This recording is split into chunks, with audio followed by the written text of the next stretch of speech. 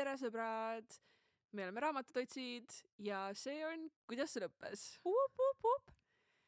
Ja seekord on meie raamatuks imeline, sõnadest jääb puudu, ainulaadne, üks parimaid kirjanduslikke teoseid ever, The Invisible Life of Addie LaRue.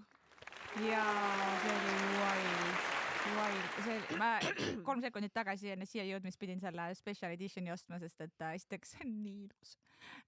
Kui kellelgi on võimalus mõnes poes vaadata, siis seal on isegi pildid sees. See on täpselt selline raamat, et kui ma selle läbi lugesin, siis ma ütlesin Addile ka, et see peaks olema, ma ei tea, gümnaasiumite kohustusliku kirjanduse nimekirjas. See peaks olema raamat, mida võetakse pisikesteks pulkadeks lahti ja arutatakse väga eksistentsialistlikul tasemel. Et kui ma saaks midagi teha, siis mina arvan, et sellest raamatust võiks saada tõesti mingisugune kirjandusklassika, millest tehakse filme ja loetakse veel mingi 1 miljon aastat. Ja, sama. Ja minu esimene asi, mis ma panin selle kirja sellel ajal, kui ma seda raamatut lugesin, oli ma alustasin note'i pealkirjaga Addie LaRue mõtted, mis hakkab lausega nii palju tundeid. Ja ma sinna juurde hiljem panin kohe ühe quote'i raamatust, mis on Would you rather feel nothing or everything, mis oli pidevalt mu mõtted, kui ma seda lugesin, et kas ma pigem tahaks, et ma ei võtaks seda üldse nii tõsiselt või nagu ma tunneks kõike. Ja spoiler alert, ma lõpetasin selle raamatu lugemise kell 4 hommikul vannida põrandal nuttes. Mõtlesin, kas ma üldse lähen magama, sest varsti on hommik. Ja siis paar tundi magasin, ärkasin, ma olin nende vanemate juures, ootasin, kuni vanemad ärkasid, istusid köögilaua taha ja ma olin nagu nii, oh my god. Ma olin nagu nii, ma lugesin, lõpetasin öösel ühe raamatu, ma nutsin 5 tundi ja ma tahan sellest rääkida. Esimene asi, mis mu ema ütles, Sandra, see on lihtsalt raamat, ma mingi, sa ei saa aru. Ja nüüd mu ema on ka seda lugemas. Väga hea müügitöö. Mul oli veits mure, kui ma lugesin, siis ma kogu aeg raporteerisin, et sa pead seda lugema, see on lihtsalt nii hea ja siis nii-öelda väikseid snippeteid. Ja mul on millegipärast alati tunne, et kui ma soovitan kellelegi mingit raamatust ja suhteliselt intensiivselt soovitan, siis ma nagu vastutan selle eest, et talle actually see raamat meeldiks ka. Ja mul oli nii suur hirm, et sa hakkad seda raamatut lugema ja ütled nagu, see oli praegu DNF praegu. Öelda, et mina ütlesin, et me hakkaks seda raamatut lugema ja mina alustasin seda raamatut esimesena, aga ma jäin nii haigeks, et ma nagu lugesin alguses ära mingi esimesed 2 peatükki ja siis tuli paar tegemist ja siis ma jäin Covidisse, mis tähendab, et sellel hetkel ma ei lugenud edasi ja kui mina olin Covidis, siis hakkas Addie seda lugema ja luges selle aega lõpuni selle raamatu ja siis mina alustasin siis sellest 3. peatükist peale seda, kui ma sain Covidist terveks ja siis ta oli kogu aeg nagu, kas sa ikka loed, kas mingi, ma olin lihtsalt mingi, ja ma suren praegu, mul on nii paha olla, aga ma loen seda raamatut kohe, kui mul on nii palju energiat, et lugeda, siis ta mingi, okei. Ja alguses ma tegelikult ei plaaninud seda nüüd siin aasta lõpus lugeda, sest et ma kuidagi juba aimasin, et see ei ole siuke Christmas easy reading, mida sa paned siin mingi 12 tunniga lihtsalt taskusse ära. Et mulle tundus, et võib-olla ma ei ole piisavalt energiat säästnud siia aasta lõpu veel, et mingit mõtlemistööd ette võtta.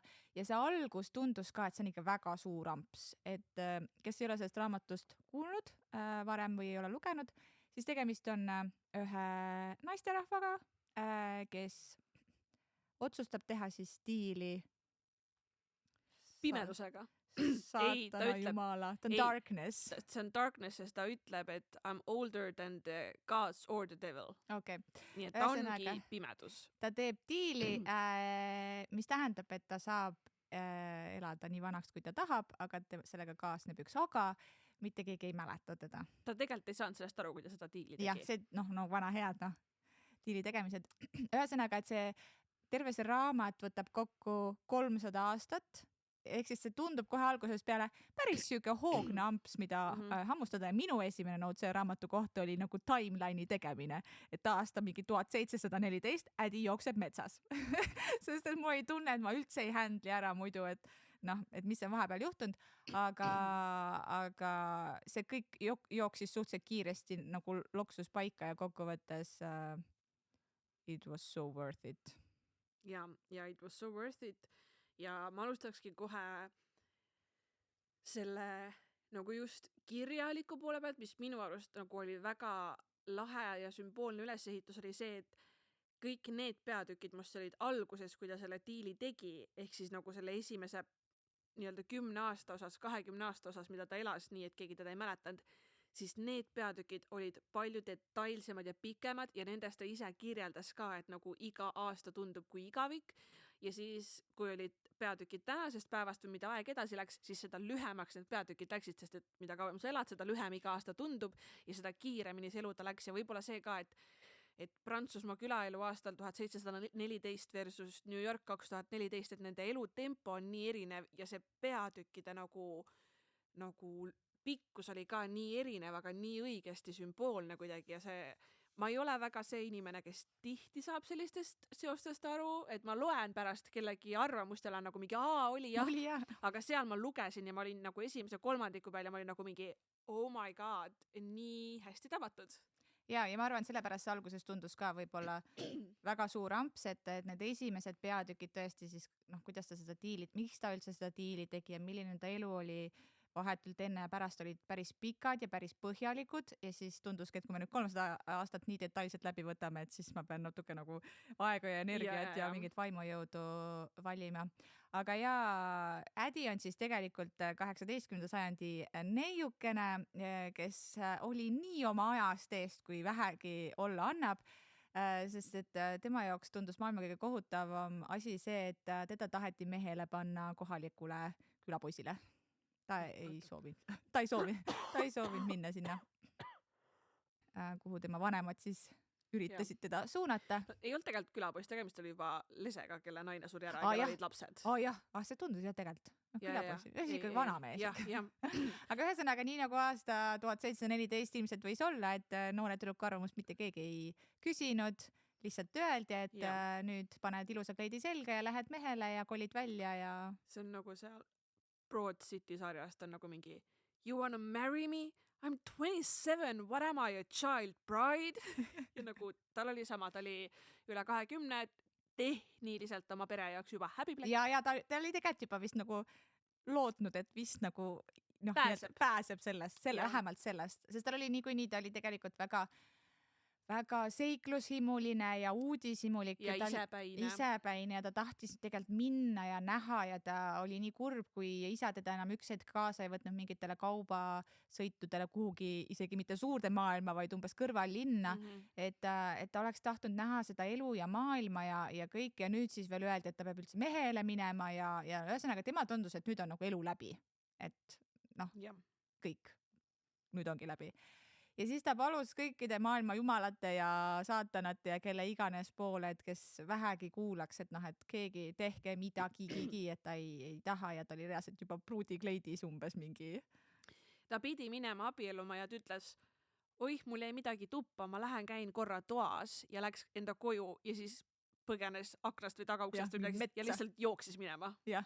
Metsa ja oli ka tõesti ta oli ikka täiesti meeleheitel ja see oli ka samas vajalik sissejuhatus, et miks ta üldse selle diili tegi, sest et ta oli nii serva peal, et teine variant oli see, et ikka kusjuures ma mõtlesin sellele, et miks ta ikkagi sügavamalt ei kaalunud seda lihtsalt ära jooksmist, et ta oli suhteliselt siuke ma ei teagi. Ma arvan, et eks see oli meeleheide ja juhul, kui te olete seda raamatut lugenud, siis me teeme selle episoodi nii, et me ei spoili seda lõppu ära. Me räägime üldiselt sellest raamatust, aga suur osa selle raamatu sisust ongi see 300 aasta möödumine ja siis see põikeid tänapäevast, aga seda, mis lõpp sellel raamatul on, see lõpplahendus, sellest me ei räägi nii, et ei pea selles üle muretsema, aga me võib-olla peatume erinevatel tegelastel natuke detailsemalt. Aga enamik sellest on seal blurbis ka kirjas, nii et üritame hakkama saada. Igatahes siis ta jälle seal palub kõige vägevamaid ja teda kuuleb siis Darkness, kes pärast saab nimeks Luke. Mina hääldasin kogu aeg Loose seda, sest et ta ütles, et ühe korra arvutas, et does it come Lucifer or Lucian, like does it come from the olden gods, nii et mina oma peas olin kogu aeg Loose. Luus kõlas väga Lucy ja siis mul tuli see. Aga meie ütleme siis põhi 3 tegelast on Ädi, Henry ja Luus. Shout out, ma ei ole veel lugenud ühtegi raamatut, kus oleks halb Henry. Sest et selle raamatu Henry oli ka lihtsalt nunnupall. Amazing. Igatahes Darkness named Loose, selle nime Ädi ise pani talle, ta tegelikult ei öelnud, et tal oleks mingi nimi. Jah. Võtab siis teda siis võtab jutule, mitte kuulda, vaid jutule ja siis sõlmitakse tehing ja nagu need tehingud nende kahtlaste vendadega alati lähevad, siis kõik on semantikas kinni ja kunagi ei täpsustata piisavalt konkreetselt, et Devils in the details. mis see tingimus on, aga igatahes ta teeb diili jah, et ta ei pea siis nii-öelda abielluma ja ta ei pea ennast siduma selle eluga, mida ta kardab. See diil on, et ta saab elu lõpuni vaba olla. Yeah. The deal on, et I will grant you freedom. Ja et elu ei ole nii lühike, sest tal oli tegelikult see hirm ka, et talle tundus kogu aeg, et nagu päevad tiksuvad mööda ja tal põhimõtteliselt ta on juba ta oli vist 23 äkki, et juba on põhimõtteliselt pool elu läinud ja noh. Õige ka 1714 oligi. Ja et ta ei ole midagi veel näinud ja nüüd ta peab veel mehele ka minema. Ühesõnaga tahtis olla vaba ja et tal oleks aega seda vabadust nautida. Ja siis Mr. Darkness ütles, et jah, olgu, ma siis teen suga diiliga, et vastutasuks siis sa saad mu hinge. Vastupidi. Tema saab Ädi hinge. Tema saab Ädi hinge.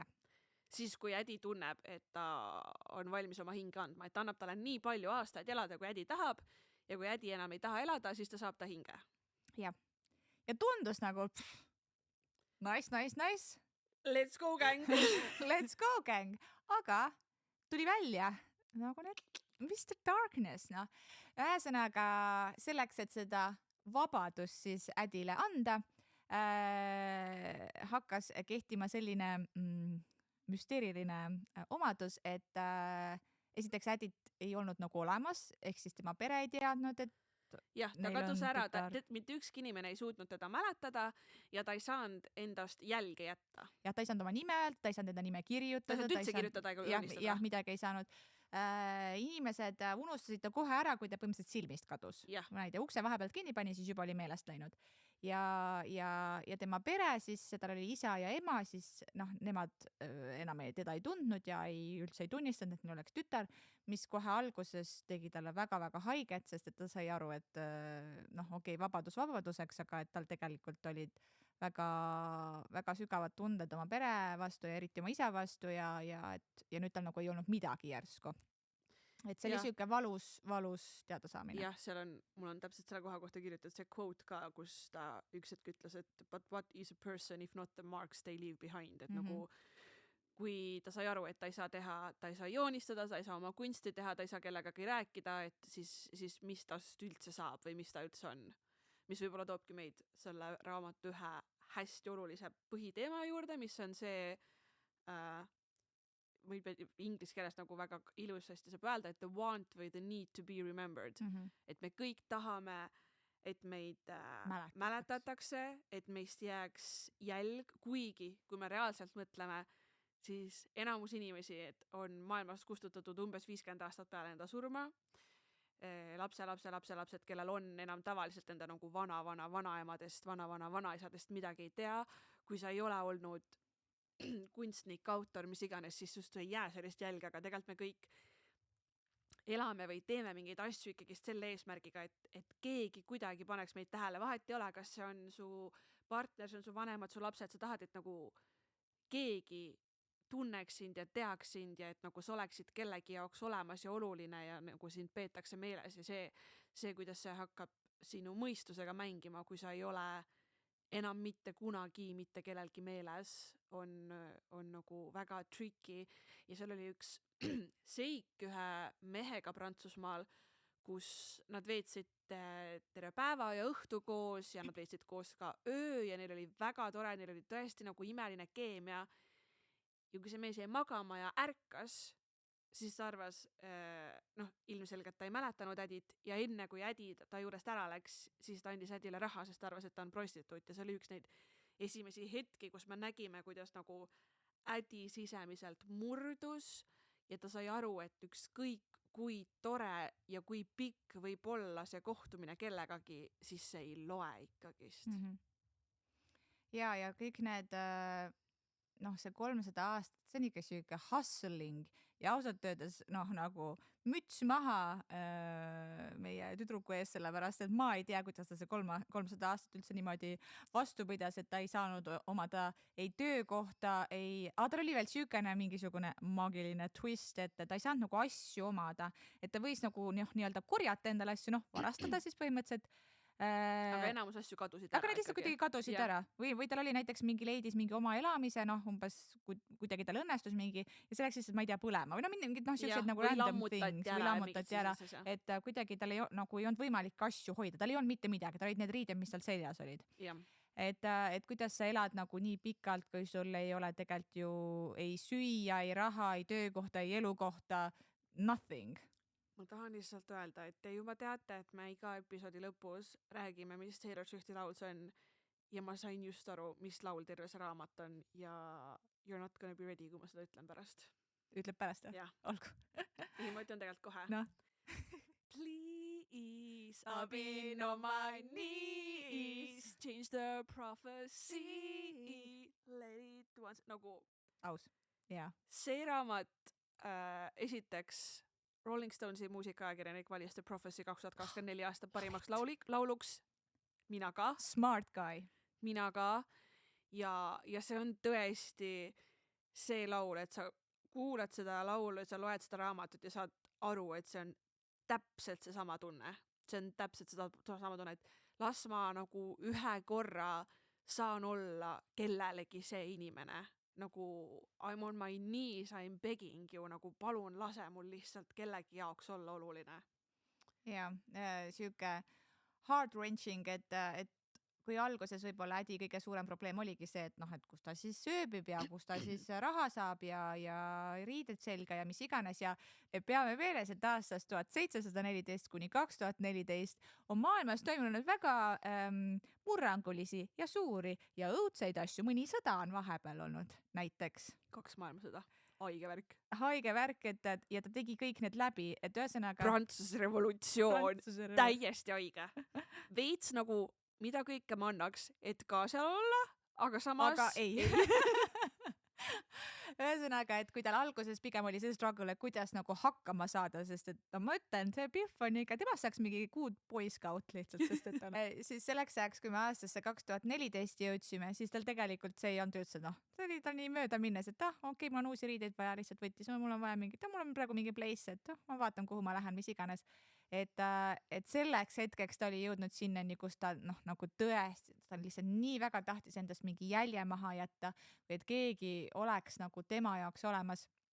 Ja siis ta avastas mingisuguseid viise, kuidas nii-öelda ära trikitada seda needust, et ennast mingites kunstiteostes ja muusikateostes ja asjades, et nendele nii-öelda kunstiinimestele enda ideid pähe istutada, et kuigi keegi teda ei olnud võimalik isegi pildistada või maalida, et ta oli alati siuke blurry, udukogu, aga tal olid näo peal tetretäppid, 7 tetretäppi.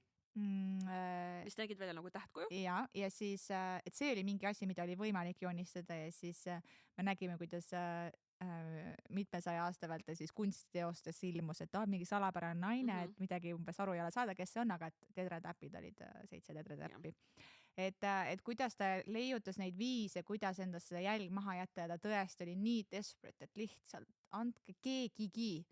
Et mul on täpselt selle sama janunes selle inimkontakti järgi. Üks quote veel, kus on what a luxury it is to tell one story, to be read, to be remembered. Ja nagu jällegi asi, mida me ei võta kui luksust, aga mis tegelikult tema jaoks oleks olnud siis see nagu luksus. Ja siis bam, bam, bam. Bam, bam, bam, ütleb Henry, I remember you. Ja absoluutselt kõik Ädi maailmas sellel hetkel muutub. See oli mu nagu favorite koht terves raamatus. 3 words, large enough to tip the world. Nagu sellest hetkest muutus maailm Ädi jaoks. Ja Henry mäletabki teda ja tuleb välja, et see ei ole ühekordne juhus, vaid ta jääbki teda mäletama.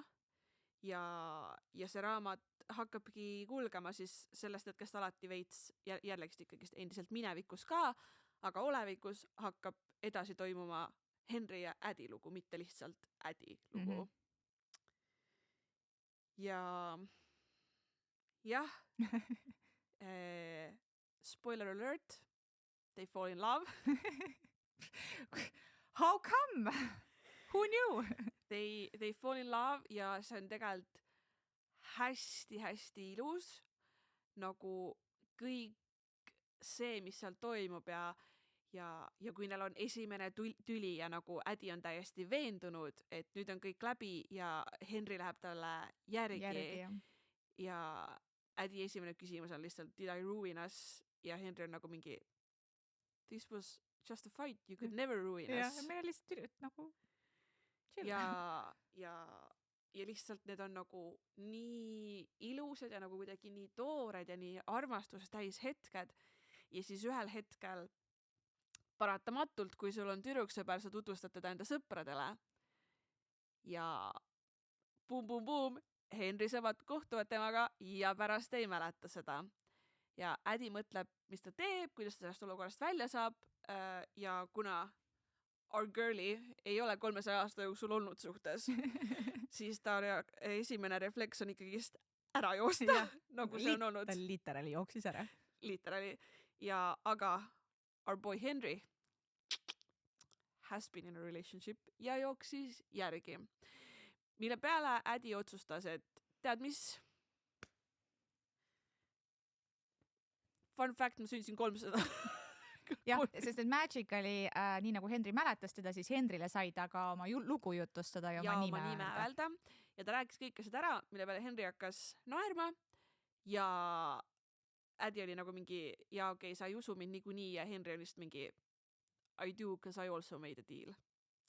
Henry dealist ma ei räägiks. Ma ei räägiks jah, sest et midagi peab jääma ka, aga ma ei tea, mis sinu tunded, ma päris alguses, nagu mul oli mingid teooriad, et Henryga mingi nagu thing. Ja. Seal oli nagu mingid väiksed asjad, aga selle peale ma nagu päris seda, mis see nii-öelda Henry deal oli ja kuidas, seda ma nagu välja ei mõelnud, aga ma sain ka aru, et seal on midagi veidrused olid nagu. Ja lihtsalt, et tuua veel üks Taylor Swifti reference'i ja siis Henry tegi enda eelmisele brutale abielu ettepaneku ja see lugu on literally Champagne Problems. See on lihtsalt Champagne Problems nagu. Ja, ta oli tegelikult väga heartbroken ja minu jaoks oli see Addy ja Henry love story kuidagi huvitav värskendus sellele tavalisele, nii-öelda tavalisele love story'le, mida me võib-olla romance raamatutes näeme, et ta oligi nagu ilus ja hea ja eluterve.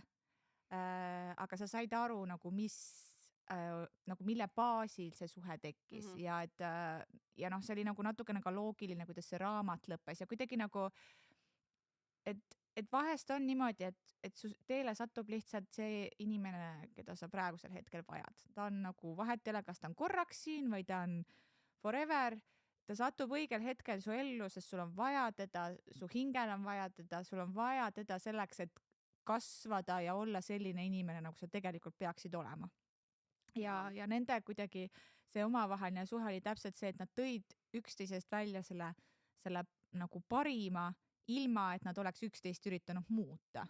Et nad kuidagi nagu kaevasid välja need siuksed sügavamad küljed, mida võib-olla nad teistele ei olnud varem näidanud. Ja seal Henry üks sõbranna ütles talle ka, et vanasti, kui sa olid õnnelik, siis sa kogu aeg ümisesid ja sa ei söönud mitte kunagi oliive, sest et see ei meeldinud sulle ja viimasel ajal sa sööd väga palju oliive, aga sa ei ole kordagi enam ümisend. Ja siis mingil hetkel Henry nagu avastas, et ta on jälle õnnelik ja need nagu muutused toimuvad ja iga päev erandita Addy tutvustas uuesti ennast Henry sõpradele, kes olid nagu wow, cool person. Ja see lugu oli ilus, aga see ei olnud tegelikult ainus armastus, mis seal oli. Kui me ajas liigume, siis me saame teada, et tegelikult ka Luz ja Addy on olnud mingites tunnetes, mis võib-olla tekitavad hästi paljudel inimestel hästi palju erinevaid tundeid. Ja esimene asi, mida me tegelikult saame kohe suht raamatu alguses teada, et Luus, ta on pimedus ja ta võtab inimese kuju, aga ta võtab inimese kuju, keda Ädi on kogu aeg joonistanud, ehk ta võtab Ädi ideaalse mehe kuju, mis on üks põhjustest, miks Ädi näeb teda imelise inimesena, sest et ta portreerib ennast sellena, mida Ädi näha tahab sellel hetkel. Ja ma tean, et väga paljud inimesed on väga suured Lucy nagu biggest fans. I'm not a hater, but I think I'm not a fan also, sest minu arust nagu mulle endale tundus selle raamatu vältel, et nagu Luus tegelikult päriselt ei armastanud Ädit, vaid lihtsalt seda ideed sellest, et tal on Ädi. Et tal ei olnud varem kunagi olnud ühtegi hinge, kes oleks seda tüüpi diili teinud, kes oleks nii kaua temaga siin nagu maa peal koos olnud, sest et need tunded hakkasid ka rohkem tekkima juba mingi 200 aasta möödunud, et seda ei olnud varem ta võttis seda kui lihtsalt ühte ullikest. Ja kui nad olid kauem olnud, siis temal tekkis ka see, et keegi on siin, kes on minuga nii kaua nagu ja, seda kes rada nii-öelda tunneb teda ja see toimis vastupidi ka, et Luus oli ainukene, võis öelda inimene, ainukene olevus Ädi jaoks viimase 200 aasta jooksul, kes actually tundis teda ja oli nagu teadlik, mida ta kõik on läbi teinud ja jällegi see nii-öelda circumstantial nagu connection. Sellest oli ka Ädi enda üks quote, et attraction can look an awful lot like recognition in the wrong light. Ehk nagu see ei pruugi olla see, et me oleme teineteise jaoks, vaid lihtsalt me oleme ainsad, kes on. Ja, mis on ka nagu tegelikult üks osa Henry ja Ädi suhtest, aga see näitaski, need kaks täiesti erinevad suhet võib-olla peegeldasid seesama mündi erinevaid pooli, et milline see võib olla ja milline nagu see peaks olema. Ja siin on raamatus on üks väga huvitav nagu anti-microtrope, kui muidu on you came, you called, siis seal on, kus Ädi ütleb Lucy'le, et you didn't come ja Lucy ütleb talle lihtsalt you didn't call. Ja see hetk oli minu jaoks kuidagi nii märgiline, võib-olla just sellepärast, et kui me mõtleme päriselt nagu tunnete või armastuse või selle peale, siis kui sa kedagi vajad, ta tuleb siis ka, kui sa ei kutsu teda nagu ta saab aru. Sa eeldad, et ta saab aru. Ja aga et see, et nagu Luus lihtsalt oli, ja see oli juba sellel hetkel, kus neil olid olnud mingid sellised tunded, kus nad tundsid, et nad on teineteise jaoks vajalikud. Ja see hetk, kus lihtsalt Luus oli nagu you didn't call ja ma olin lihtsalt nagu minu jaoks oli, Luus oli alguses peale süüge very seductive bad boy. Mulle meeldis, et see seal the deal oli siuke suudlus. Siuke ikkagi Kirsten Orteli ja ta oli, nägi ju siuke totaalne bad boy stereotüüp välja, et ilus mees ja teeb pahandusi. Aga mulle hullult meeldis, et siin raamatus kuidagi jäädi temaga nii-öelda olemusele või karakterile truuks, et näidati ka seda, et ta tegelikult ju ei ole see siuke salapärane ilus mees, vaid ta on tegelikult, ongi pimedus ja ta on koletis ja tema nagu funktsioon maailmas on mitte midagi ilusat, et näidati seda tema nii-öelda päris vormi ja kuidas ta neid hingesid võttis. Et minu meelest oli see hästi vajalik, et ei toimunud siukest üleromantiseerimist, et me saime aru, nagu ma sain aru, miks see attraction tekkis nagu austus, absoluutselt. Ja tõesti, kui sa oledki 300 aastat või 200 aastat ja keegi ei tunne sind ja sa lähedki sellega kaasa ja neil oligi korraks, neil oli vist isegi mingi elamine ja umbes siuke nagu, et mängivad kodu, aga see oli põhimõtteliselt mõlema jaoks, me mängime kodu, see ei ole ju reaalsus nagu ja see kokkuvõttes ikkagi lõppes sellega, et Ädi sai aru, et Lucy jaoks ta on ikkagi see hing, mida ta tahab. Ja Ädi ei olnud valmis talle seda hinge andma, sest et Ädi LaRue oli lihtsalt nii fucking kangekaelne, kui ta ei ole jäär tähtkujalt, siis I don't know. Nii kangekaelne ja mingil hetkel Luus ütles ka, et nagu, et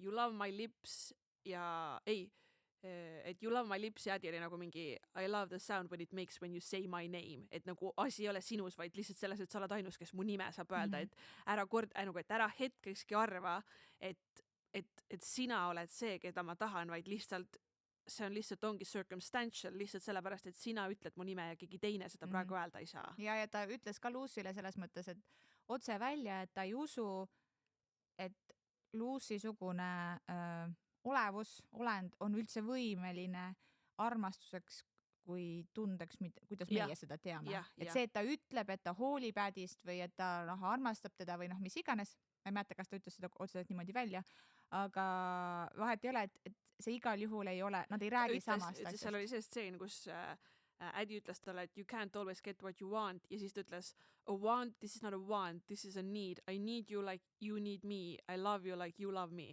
Jah, ehk ta nagu ütles seda, aga sellel hetkel Adi oli ka nagu mingi you're fucking fool.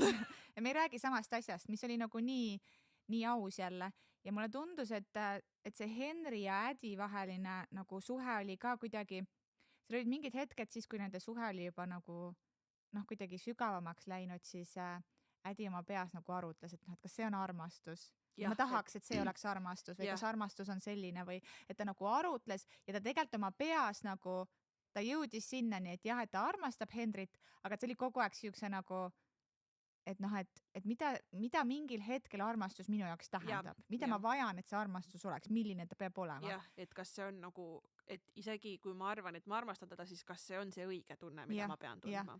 Et selles mõttes oli nii-öelda see suhte dünaamika nagu kõikides suundades tegelikult oli nii realistlik, et see ei olegi nii must ja valge ja seal ongi siuksed väga küsitavad kohad ja kogu see raamat selles mõttes ongi küsitav, et mõned arvavad, et see lõppes õigesti, mõned arvavad, et see lõppes valesti, mõned vihkavad seda, mõned armastavad seda, mõned on Lucy poolt, mõned on Henry poolt, mõned arvavad, et Adi peaks üksinda olema. Minul on parem idee. Nii.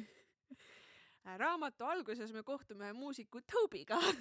Jaa, Toby! Ja miks mina arvan, et tegelikult nii-öelda ideaalses maailmas on Toby ja Adi teineteise jaoks loodud, on see, et saame teada, et üle 6 aja järjest, isegi kui Toby ei mäleta Adit, siis Adi läheb iga õhtu Toby juurde tagasi, nad lähevad iga õhtu Toby koju, nad kirjutavad koos muusikat, nad ärkavad iga hommik ülesse, Tobyl on mega kahju, et ta ei mäleta Adit, ta on nõus talle hommikusööki tegema. Ta arvab, et ta oli mingi ühe suhepurus peaga. Ja ta on ülikurb ja see sama muster kordub iga õhtu, aga iga õhtu Toby on lihtsalt nagu nii in love Adiga sellel hetkel, kui nad koos seda nagu muusikat kirjutavad.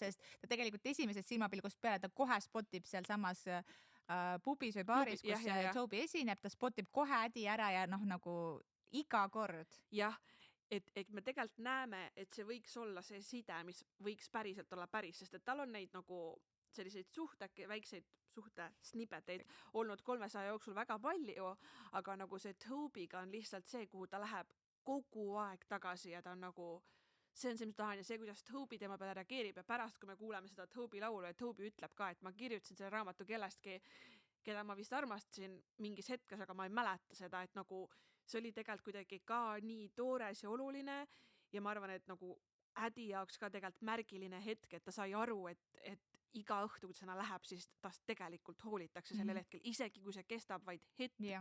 Aga see oli samas midagi, mis murdis teda, sest temal olid samamoodi, olid ikkagi tekkinud tunded ja ta ütles, et ta ei jaksa enam, et tema jaoks ju kogu aeg see tunne läheb sügavamaks, aga Toby jaoks see algab otsast peale ja kuigi see on intensiivne ja sellel oleks nii palju potentsiaali, siis see lihtsalt ei arene kuhugi ja see oli nagu asi, mis teda nagu emotsionaalselt väga murdis, kurvastas. Aga korraks veel Henry juurde tagasi tulles, siis üks nagu minu arust hästi ilusaid hetki, kui nad nagu oli. Adi rääkis nagu enda lugusid sellest 300 aastast ja ta rääkis, mis nagu selle diiliga kaasnevad ja asjad ja siis nad käisksid ühele kunstinäitusele ja Adi sai aru, et kui ta Henry kätt koos hoiavad, siis nad saavad nagu, Adi saab liigutada Henry kätt ja joonistada seda, mis ta tahab. Ja kogu see stseen oli lihtsalt nagu nii ilus ja minu arust peale seda oligi see, kui Henry ütles I love you Adile. Vist oli. Ja see oli nagu nii ilus selline koos olemine ja arusaamine, et jah, ma ei saa ise seda teha, aga tema on siin ja temaga koos ma saan seda teha, et isegi kui ma ei saa ise enam joonistada, mis oli Adi üks kirg, siis ma saan seda teha läbi Henry ja ma saan luua läbi tema ja nagu see oli kuidagi Henry jaoks ka nii oluline hetk, et siis nagu kõige selle nagu kulminatsioon oli see, et ta oli nagu I love you ja jällegi 3 väga lihtsat sõna, aga nagu tähendasid nii palju sellel hetkel lihtsalt. Sest et ma arvan, et noh, kui siis see Lucy revelation välja arvata, siis ta ei olnudki seda kuulnud ju mitte kelleltki, sest et noh, tal ei olnud võimalust varem üldse kellegagi nii sügavaid tundeid tekitada. Aga see kogu Henry karakter oli siuke sad golden retriever energy for me, et oli siuke üdini hea, aga ma tahaks korraks rääkida Henry sõpradest. Oota, Henry, viimane note. Mina nagu relate isin Henryga from the very first second, sest et mina olen ka sad golden retriever person ja Henry kirjeldus hakkas sellega, et his heart has a draft, it lets in light, it lets in storms, it lets in everything. Ja nagu see, kui võimendatult Henry tundis nii positiivsed emotsioone kui ka negatiivsed emotsioone, oli täpselt see, kuidas ma tundsin, et nagu iga high on mu highest high ja iga low on lowest low ja need hetked, kui ma neid Henry kirjeldusi lugesin, ma olin lihtsalt nagu mingi oh my god, jaa. Ja see kuidagi, ma arvan, et see on see põhjus, miks nagu mis kleepis Henry nagu veel rohkem mu südame külge lihtsalt. Ja inimesena siuke täpselt siuke inimene, kellega sa näed, et tema on see inimene, kes tuleb ka siis, kui sa ei kutsu. Et ta ikkagi, kuigi ta endast üldse ei arvanud nii hästi, et ta kahtlas, kas ta on hea sõber või mis iganes, aga et ta on see inimene, kes ikkagi tuleb. Aga rääkides Henry sõpradest, siis mul on mingi ik nendega. Kõigiga? Ta oli neid 2 või? Nagu peaga ka või? See on see kunstnik. Peaga vähem. Peaga vähem. Nagu selles mõttes, et ma nägin, et ta tahab Henryle head, aga seal olid nagu mingid hetked, kus mulle tundus ikkagi, et Henry sai tõestust nagu sellele, et ta ei saa ikkagi päris tema ise olla või et inimesed ikkagi natukene ootavad talt midagi muud.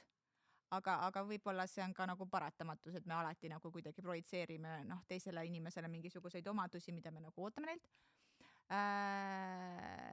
Ma selle mehe nime ei mäleta. Robbie? Jah, ekspeika. Jah. Robbiga ma ei saanud. Heitad. Aga samas. Aga ma ütlengi, see oli nagu nii keeruline olukord, aga mulle lihtsalt tundus, et ta nagu algusest peale, et Henry on kuidagi üksik. Et tal olid need sõbrad ja ta oli nagu üksinda ja ta tundis ennast üksinda. Aga see kõik oli tema diili tõttu. Ja, ma sest saan aru, et me ei näinudki kordagi põhimõtteliselt ta päris sõpradena. Ja. Ehk see kõik võimendas seda ja nagu me tegelikult sellest raamatust täpselt ei saagi aru, mis ma selles suhtes sain nagu, sest et ma arvan ise, et need sõprused, eriti see Robbiga sõprus tegelikult toimis, sest et muidu ta ei oleks seda nii kaua hoidnud. Ja siis, kui tema tegi enda diili, siis hakkas kõik allamäge minema. Mis oligi see põhjus nagu, miks need asjad tekkisid. Mul on endal lihtsalt, või ma ei tea, kui oli see champagne problems moment ja meie vaene Henry oli väga heartbroken. Siis ta tõesti nagu kuidagi, ta oli tõesti nii halvas kohas. Ja see oli võib-olla see hetk, kus ma oleks eeldan, et ta sõbrad saavad nagu rohkem aru. Et ta on nagu eriti kuna nad teadsid ju, milline inimene ta on, et ta ongi selline inimene, kes nagu väga tugevalt tunneb neid asju, tal tõesti, see oli ikka nagu shitty thing to happen. Ja see oli see koht, kus nagu Henry ütles ka, et kui nad oleks mulle ühe korra veel helistanud, ma oleks läinud nendega, ma oleks olnud nendega koos ja seda ei tulnud. Ja see oli see hetk, mida mina ka nagu, et sõbrana ma eeldaks, et mu sõbrad... Ma loodaks, et ma oleks ise see sõber, kes nagu tabaks ära. Et sa oled. Et kus on see hetk, kus pushida ja kus on see hetk, kus veits nagu tagasi tõmmata ja anda õhku. Aga mulle tundus, et see oli nii ilmselgelt see koht, kus ei ole seda õhku vaja anda. Et lihtsalt, võib-olla mu sealt hakkaski lihtsalt nagu siuke ja siis selle diili valguses kuidagi mulle tundus, et tal ei ole neid inimesi ümber, kes teda nagu 100% mõistaks. Ega tal sellel hetkel ei olnudki. Tal ei olnudki ja tegelikult ja see, et ädi ta ellu tuli, tegelikult ju ühelt poolt ei andnud talle seda, mida ta nagu ootas, aga teiselt poolt ta meeldis Ädile sellisena nagu ta oli. Et Ädil oli teda vaja, sest et tal oli vaja kedagi, kes teda mäletaks ja kes temast hooliks ja kellele ta saaks oma lugu rääkida nii-öelda metafoorses või praktilises mõttes, aga ta inimesena ju meeldis Ädile nagu et see oli keegi, kellega Ädil oli hea koos olla. Jah, seal oli see, aga mina ise mõtlesin seda ka, et nagu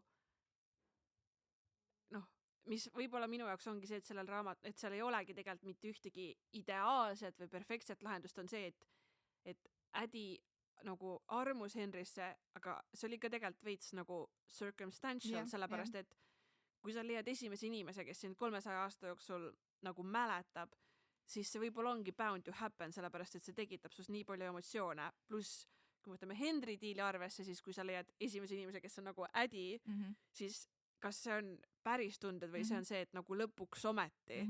Ja see ongi need mõttekohad siin raamatus ja need nagu arutluspaigad ja see, et me ei teagi, et me ei saagi teada, siin ei ole seda ühte õiget vastust, mis teeks selle, et sellepärast seal ei olegi seda. Kui te olete vaadanud filmi The Silver Lining Playbook, siis seal on üks hetk, kus peategelane lõpetab Farewell to Arms raamatu ja ta on nii pissed off selle lõpu peale, ta viskab selle raamatu aknast välja ja aknapuru keset tööd ja kui ma lõpetasin selle raamatu, ma lugesin seda oma Kindlist, ma olin valmis ka oma Kindli aknast välja viskama, ma olin lihtsalt nagu mingi ja kell oli 4 öösel. Õnneks su vannides oli aknaid. Mul uks seal. Kell oli 4 öösel, Ädi magas, teine mu sõbranna, kes oli seda raamatut lugenud, magas ka ja ma olin nagu, mul ei ole kellegagi sellest praegu rääkida. Ventimise võimalust ei ole ja minul oli täiesti teistmoodi. Ma kuidagi olin valmis teistsuguseks lõpuks ja siis see lõpus oli, minu jaoks oli veits see lõpp siuke nagu, kuna see raamat oli nii, ma ei tea, mitu lehekülge, see on mingi 360 võib-olla, see 300 lehekülge tundus nagu nii pikk, võib-olla see ajavahemik oli nii pikk ja siis see tundus nii pikk ja põhjalik, siis see lõpp oli minu jaoks siuke, oleks siis võinud natuke nagu detailsem või kuidagi nagu väga kiiresti läks mu jaoks, siis ma olin vist nagu šokis, sest et ma ei olnud valmis siukseks lõpuks meil ma ei olnud nagu kaalunud nagu erinevaid variante, sest et mulle tundus, et see läheb nagu ühtepidi ja siis lõpuks. Ja mina olin ka nagu mingis ühes suunas ja ma olin sellega arvestanud ja aktsepteerinud ja kõik ja siis see läks hoopis teistmoodi. Ja ühesõnaga, et ma ei olnud isegi nagu vihane. Ma lihtsalt tundsin, et ma vajan 3-5 tööpäeva aega, et nagu juurelda selle üle, kas see lõpp rahuldab mind, kas ma olen vihane, kas ma olen õnnelik, mis on alternatiivsed variandid, et mul läks nagu töötamiseks veits aega. Mina kirjutasin Ädile romaani kõigest, mis ma mõtlesin ja ma tundsin ja ma ütlesin selle raamatu lugemise ajal, et mul läheb selle lugemisega nii kaua aega, sest ma teen nii palju highlight'e ja Ädi ütles, ja ma tean, ma tegin ka. Tema tegi 11. Jah, midagi süükest. 11 highlight'i. Me lugesime Kindlis. Need olid pikad highlight'id. Me lugesime Kindlis. Ma tegin 175. Ma arvutasin välja, et see tähendab, et ma iga 2,5 lehe tagant keskmiselt tegin highlight'i. Kogu raamatu ära? Ja ma olen juba, ma lõpetasin selle raamatu 5 päeva tagasi, ma olen juba 2 korda need 175 highlight'i uuesti läbi lugenud. Ja see 175 on nagu märgiline ja siis ma hakkasin vaatama the most quoted parts of this book ja ma avastasin, et issand jumal, ma olen osad quote'id ära unustanud märkida. Nii et... Aga lihtsalt tõmba kõik. Mina korraks mõtlesin, tulle siis nii-öelda Kindli tehnilise poole peale, et kas nagu tervet raamatut on võimalik highlight'ida. Sest et küll, highlight'e sa saad jagada kellegagi, mis tähendaks, sa saad nagu raamatut kellegagi jagada. Me proovime läbi ja anname teile teada. Lihtsalt, sportlik huvi. Raha on vahepeal limiteeritud kogus. Jah, aga et see kuidagi see läks mulle nii hinge. Ma sellel samal päeval siis 1. jaanuari hommikul ja lõunal ja õhtul pidid mu vanemad 3 korda kokku kuulama, kuidas ma olin nagu mingi, ma tahan tulla tagasi ja veel rääkida. Ja minu jaoks nagu jäi kuidagi, see armastus oli üks teema, aga see ei olnud minu jaoks, see ei olnud peateema ja see ei olnud läbiv teema, vaid kõige olulisem oli ikkagi see et kas ja kuidas mind mäletatakse. Ja mulle tundus, et ma sain sellest aru, et see armastus ei ole see peateema alles lõpus. Et noh, kuidagi nagu, sest ma olen harjunud lugema, noh, et see neid raamatuid, kus see armastus on, see tegelikult main thing ja siis see kõik muu kaasneb, kas on draakonid või on jalgpall, onju. Aga seal nagu sa lõpus saad aru, et see armastus oli lihtsalt mingisugune nagu see oli üks storyline jah, nagu. Üks osa sellest, aga tegelikult ikkagi kokkuvõttes see, et noh, et mida sa elult tahad, et sind mäletatakse ja mina jõudsin nagu sellele mõttele ka, et noh, et me räägime, et noh, et kas siis Ädi armastas Henrit või ta armastas Lucy, siis ma nagu kokkuvõttes Ädi armastas elu, nagu elu kui sellist, sest ta oli juba 300 aastat hustlinud. Nagu ma ikka endiselt ei kujuta ette, kuidas selle hakkama sai. Absoluutselt. Ja ta ei olnud nagu tegelikult väga tõsiselt kaalunud hetkekski, et ta annab nagu oma hinge ära ja noh, kuidas ta leidis kogu aeg midagi uut, mis teda kuidagi rõõmustas või isegi nende sõdade ajal ja noh, mis iganes, ta leidis mingeid väikseid asju, ongi mingi väike kunstiteos või noh, ta armastas hästi kunsti ja muusikat ja hindas seda, et kuidas ta kogu aeg hämmastus sellest elust, et sa 300 aastat seda elu juba vaadanud ja sa iga päev nagu hämmastud, sest et mingi asi on teistmoodi. Et ma arvan, et see oli üks nagu põhilisi faktoreid, miks ta selle diili üldse tegi ja mul oli hea meel, et see nagu läbi raamatu ei muutunud, et ta lihtsalt nii väga armastas elu. Ja kui need minutid siin praegu ei ole teid veennud seda raamatut lugema, siis ma ei tea, mis seda teeb. Ja siis sa pead minema sinna rahvaraamatusse, võtma selle special editioni ja vaatama neid pilte seal sees, sest ma juba vaatasin, need on väga ilusad. Ja selle raamatu puhul mul tunne, et nagu meil ei piisa raamatulaulust, mis on The Prophecy, kuigi ma mõtlesin, et tegelikult võib olla ka happiness, sest et nagu there was happiness before you and there will be happiness after you ja see fitib ükskõik millise tegelase vaatenurgast Ädi nagu seda ise vaatab. Vahet ei ole, kas see on Toby, kas see on ta vanemad, Luce, whatever, everything. There has been happiness before and there will always be happiness after või siis üleüldiselt The Prophecy, sest et nagu change the prophecy, siis Luce on Taylor Swifti Peace. See raamat on üldse väga folklore coded või Evermore. Sest et Peace'is on, et the devil's in the details, but you got a friend in me, would it be enough if I can never give you peace? Mis on essentially see, mida Luce teeb. Esiteks, devil's in the details, selle diili ja kokkuleppe detailid olid need, mis tekitasid selle situatsiooni. But you got a friend in me, mina olen see, kes alati sind mäletab. No sest tegelikult Luce nagu, ta ikka päriselt nagu üritas ka sõber olla või nagu, ta käis nagu aga would it be enough if I can never give you peace, et nagu ükskõik mida ma teen, ükskõik mida sina elus teed, sa ei saa kunagi elada nii, et sa ei mõtle minu peale. Mis minu arust nagu see läheb nii hästi kokku ja kui ma nagu, seal oli üks koht, kus Ädi ise Lucy'st rääkidest ütles ka, et but the devil's in the details. Ja sellel hetkel mul käis see plõks peas ja ma sain aru, et nagu peace on Lucy'st.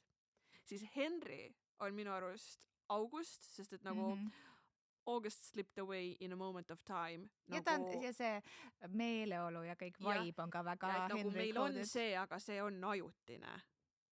Et it's a moment in time. Ja Ädi ise on, nagu mina peale seda raamatut lugedes, right where you left me.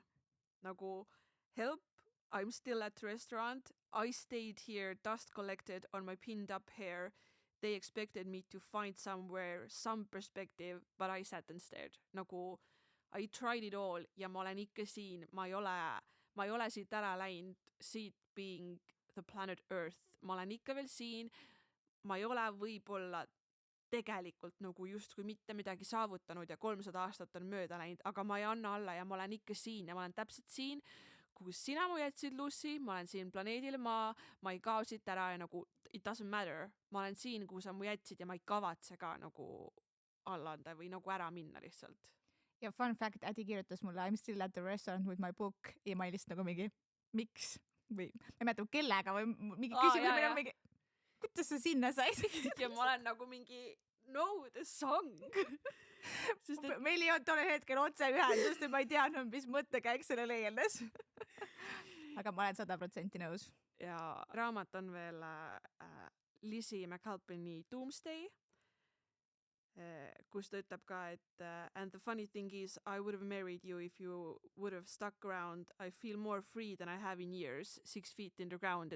Et võib-olla see vabadus lõpuks ei tule sellest, et ta elab nii kaua, võib-olla see vabadus tulebki siis, kui keegi ära sureb, me ei tea seda, see on kõik nagu selline lahtine, aga just see, et kui kõik asjaolud oleksid õiged olnud, siis kellegagi mingil hetkel ta oleks saanud abielluda ja nagu see oleks olnud nagu see õige hetk, kui need inimesed ei oleks olnud, see räägib hästi palju, et üks nendest meestest seal laulus on mega suur nartsissist, kes on spoiler alert luus ja et nagu kui sa ei oleks olnud selline ja kui sa ei oleks nii teinud, siis oleks nagu see kõik võinud olla nii palju parem, aga et lõpuks võib-olla ma olen nagu täiesti vaba siis, kui ma olen surnud.